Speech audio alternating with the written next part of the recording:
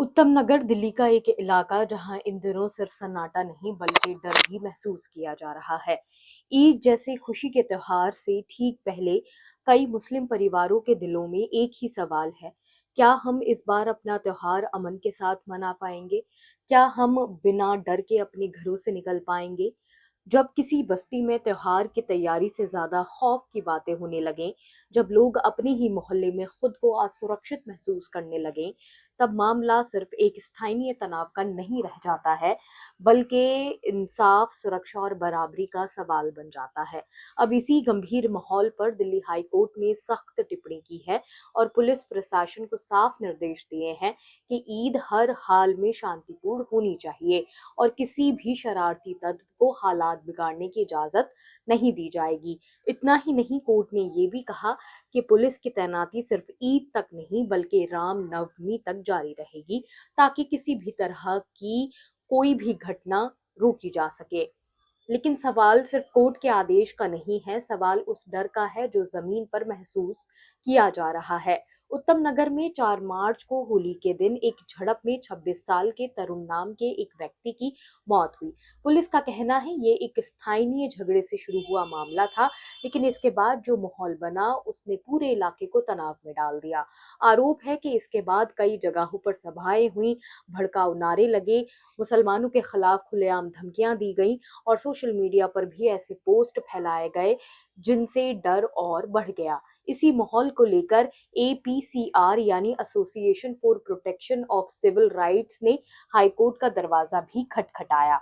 Court में सुनवाई के दौरान पुलिस ने कहा कि 5 मार्च से ही इलाके में कड़ी सुरक्षा व्यवस्था की गई है।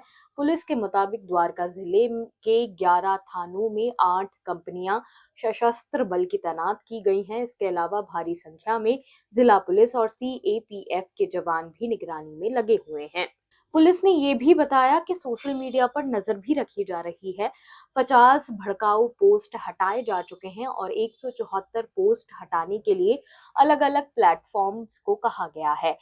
इलाके में हजारों लोगों का वेरिफिकेशन किया गया है और अमन कमेटी की बैठक भी आयोजित की गई है।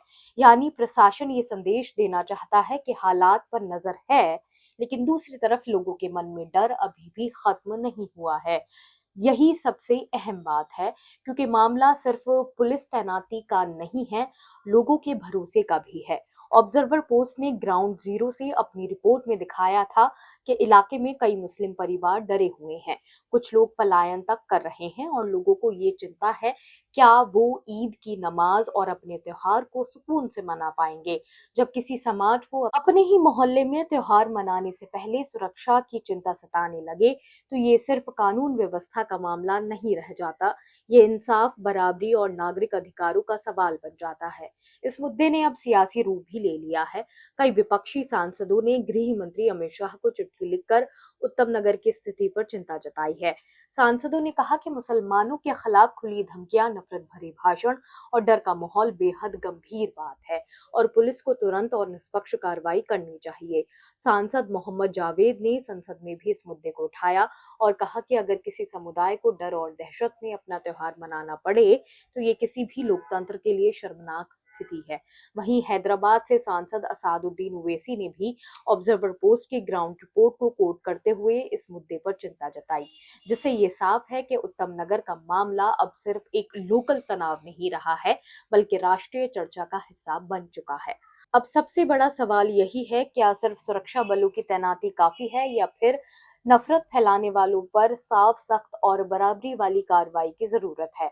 क्योंकि अमन सिर्फ पुलिस बैरिकेड से नहीं आता, अमन तब आता है जब हर नागरिक को ये भरोसा हो कि कानून उसके साथ बराबरी से खड़ा है। ईद हो या रामनवमी, त्योहार तभी खूबसूरत है जब उनमें डर नहीं, मोहब्बत हो, धमकी नहीं, सुरक्षा हो और नफरत नहीं, इंसानियत हो। फिलहाल आपका इस मुद्दे पर क्या सोचना है, हमें जरूर बताएं। ऐसे ही और वीडियोस देखने के लिए जुड़े रहिए ऑब्जर्वर पोस्ट के साथ। शुक्रिया।